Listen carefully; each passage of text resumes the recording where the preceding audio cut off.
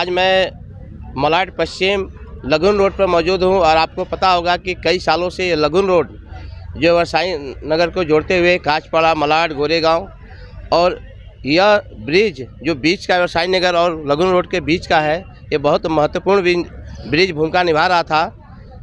बता दें कि कम से कम रोज़ का 40 से 50 हज़ार बाइकर यहाँ से निकलते थे और पैदल कम से कम 500 से 600 महिलाएं, पुरुष, बच्चे जाते हैं यहाँ से। लेकिन बड़े दुर्भाग्य की बात है कि पहली बार महाराष्ट्र सरकार के अंतर्गत जो अधिकारी हैं, हमने अभी तक सुना था कि गवर्नमेंट लोगों की सेवा में लगी रहती है, लोगों की सेवा करती है और रोड, पानी, सड़क और मूलभूत सुविधाओं के लिए गवर्नमेंट लाखों करोड़ रुपये, अरबों खर्च करके, चाहे वो रोड की समस्या हो, चाहे एजुकेशन की समस्या हो, चाहे मेडिकल की समस्या हो।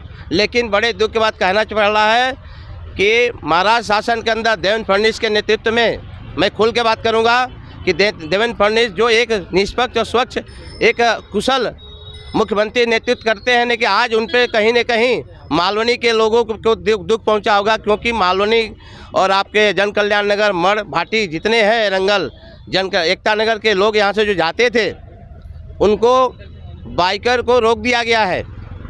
और सबसे बड़ी बात है कि इस पुल को रोकने के पीछे किसका क्या मंशा है, क्या उद्देश्य है। लेकिन गोरेगांव आरटीओ ने जो लेटर दिया है, उसके पीछे किसके कहने पे, किसके दबाव में गोरेगांव के आरटीओ ऑफिसर ने ये लेटर दिया और आगे कार्रवाई की। मैं कहता हूं कि जो ब्रिज बनाया गया है ये बीएमसी के मैप में है। क्या जब मैप में नहीं था तो क्या ज़रूरत थी लाखों करोड़ रुपए की लागत से गरीब मेहनतकश गरीबों को टैक्स का पैसा लगा कर ब्रिज बनाने का? अगर इस तरह से गरीब के साथ खिलवाड़ किया जाएगा, टैक्स का गरीबों के मेहनत की कमाई के साथ खिलवाड़ किया जाएगा, तो क्या यहाँ की न्याय यहाँ के गरीबों को नहीं मिलेगा? आइए बात करते हैं। रिजवाना मैडम आज हमारे साथ हैं, गरीबों को न्याय की बात करती हैं, गरीबों के न्याय के लिए लड़ने के लिए तैयार है। और आप देख सकते हैं कि इन्होंने बीएमसी पे भी मोर्चा लिया, वार्ड ऑफिसर से भी वार्तालाप किया, लेकिन उसके बावजूद भी कोई भी न्याय नहीं मिला। कि अंतिम लास्ट में इनको मजबूर होकर के इस ब्रिज को खुलवाने के लिए अनशन पर बैठना पड़ा। क्या कहना चाहेंगे मैडम? नमस्कार। आपके न्यूज़ के माध्यम से मैं कहना चाहूँगी कि हमने हर वो कोशिश करी, बीएमसी में जाके बीएमसी का घेराव तक किया। वहाँ के ऑफिसर ऑन ड्यूटी होकर क्या कहते हैं कि हम इतनी जल्दी कोई भी चीज़ नहीं तोड़ेंगे, हम जब तक मालवनीकर को दूसरा रास्ता नहीं देते, जब तक इस ब्रिज को हम नहीं तोड़ सकते। शामी के दिन, उसी के दिन, जुम्मा के दिन जब हमने घेराव किया था, फ्राइडे की रात को मेंटेनेंस के ही आके इसको तोड़ देते हैं, तो ये दोहरी राजनीति बीएमसी के अंदर होगी। यहाँ का गरीब से गरीब इंसान भी टैक्स भरता है। मुंबई शहर के अंदर मलाड की आवाम का मैं कहना चाहती हूँ, मालवनी की एक एक आवाम गरीब से गरीब गुजर बसर करने के बावजूद भी टैक्स पे कर रही है। तो बीएमसी एक तरफा कार्रवाई क्यों कर रही है? ऐसे बहुत सारे इनलीगल स्ट्रक्चर मालवनी में बने, क्यों उन पे कार्रवाई क्यों नहीं करती?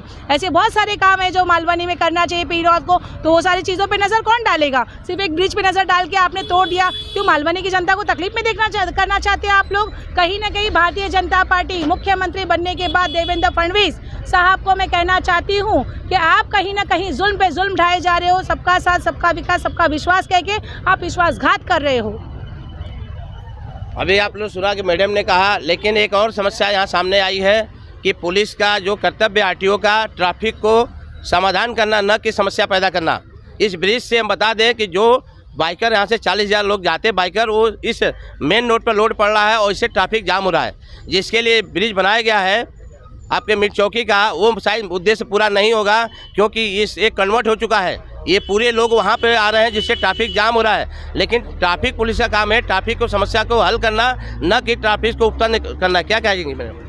देखिए, ट्रैफिक पुलिस का काम है ट्रैफिक को दूर करना, ट्रैफिक कम करना, नहीं कि रोड को बंद करना। ये तो आप अंग्रेज़ों से भी बदतर हाल कर रहे हैं। अंग्रेज़ों ने तो गुलामी दी थी हमको, ये तो कौन सी गुलामी करवाना चाह रहे हैं हमसे? Bharatiya Janata party double engine की सरकार बनने के बाद क्या हमको गुलाम बना के रखना चाहती है? हम टैक्स पे कर रहे हैं, हम गुलामी नहीं करेंगे। बहुत होगी इनकी ज्यादती, अब ज्यादती बर्दाश्त नहीं करेंगे। हम अपनी आवाज़ को खुद उठाएंगे। कोई नेता हमारे लिए नहीं आने वाला। यहाँ की सबकी नजरें टिकी है कि कोई नेता आएगा हमारे लिए रोड चालू करेगा, लेकिन हमने सब सब इंतज़ार किए, सब कुछ किए, लेकिन किसी की भी बोलती नहीं हुई, किसी ने मुंह नहीं खोला। तो क्या है, इन्होंने क्या यहाँ से दोहरी राजनीति करके क्या किसी से पैसा उठा लिया है? क्या बीएमसी वालों पे इतना प्रेशर बनाया गया है कि यहाँ के विधायक को भी पैसा दिया गया है, कि यहाँ के एमपी को तक पैसा पहुँचा दिया? ऐसा कैसा पैसा पहुँचा दिया जा रहा है जो लोगों का रोड भी बंद कर दिया जा रहा है? तो मालवनी का आवाम यहाँ पर बैठी है और हम सब मिलकर मालवनी कर खामोश नहीं रहेगा। हम जिंदा है, जिंदा दिल्ली की मिसाल देंगे और इस रोड को चालू करा के ही हम भूख हड़ताल खत्म करेंगे, वरना हम भूख हड़ताल खत्म करने वाले नहीं है।